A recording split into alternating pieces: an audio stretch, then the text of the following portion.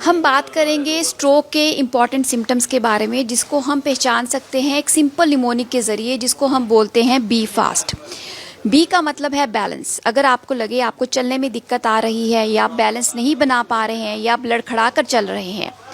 ई का मतलब है आँख। अगर आप आँख तिरछी हो जाए, या आँख का पर्दा गिर जाए, या अगर आपको लगे कि आपको दिखने में दिक्कत आ रही है, या एकदम आँख के आगे अंधेरा आ जाए। F stands for face.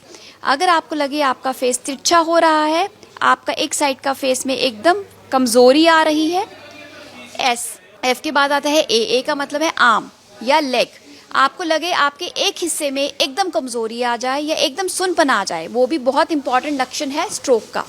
उसके बाद आता है एस का मतलब है स्पीच का मतलब है बोलना। अगर आपको लगे आपके बोलने में तुतलाहटपन आ रहा है, या आपको लोग समझ नहीं पा रहे हैं आप क्या बोल रहे हो, या अगर आप गलत शब्द का उपयोग कर रहे हैं, जैसे चम्मच को अगर आप गिलास बोल रहे हैं, या किताब को अगर आप टेबल बोल रहे हैं, अगर ये चीज़ें अगर आप बोल रहे हैं, तो उसको ये नहीं समझना कि ये साइकेट्री की प्रॉब्लम है, तो ये एक्यूट स्ट्रोक भी हो सकता है।